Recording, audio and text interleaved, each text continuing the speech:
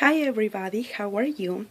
I want to take a moment and explain what explicit and implicit instruction are. I want to say that explicit instruction is how the teacher clearly explains a lesson. And implicit instruction, teachers just present information to the students and allows the students to come out with their own conclusions. In other words, the students will just model the behavior that they want the students to learn. So I want to give a couple examples about how I understand explicit and implicit instruction. And I have a couple props, and that's how I want to explain this. So let's say that if I am explicit instruction will be like if I am reading the book to my toddlers is Freight Train by Donald Cruz, I will read all the book to the children, every single page, and I know that this book is a favorite for toddlers especially. And when we are reading this book, like I said, this is explicit instruction because I want the children to look at the book and sit down. But now what do we do? What do I do for implicit instruction?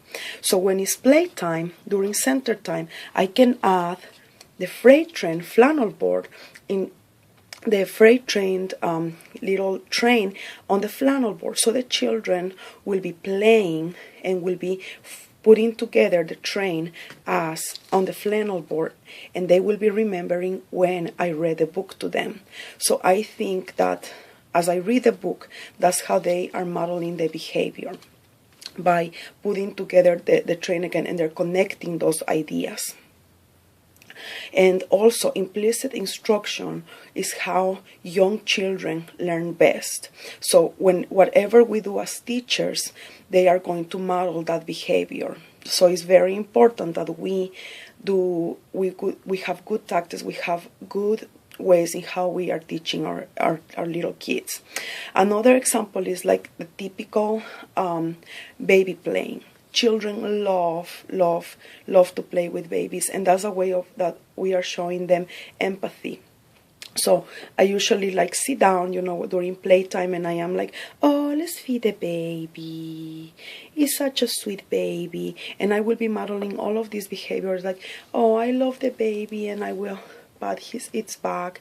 I will put a blanket on the baby so the baby is warm, and stuff like that. So that is how we are modeling a behavior that we want our children to do.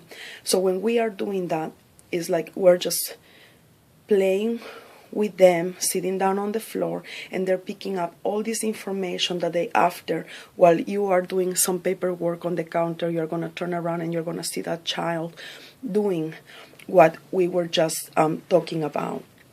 So that is what I understand about explicit and implicit instruction.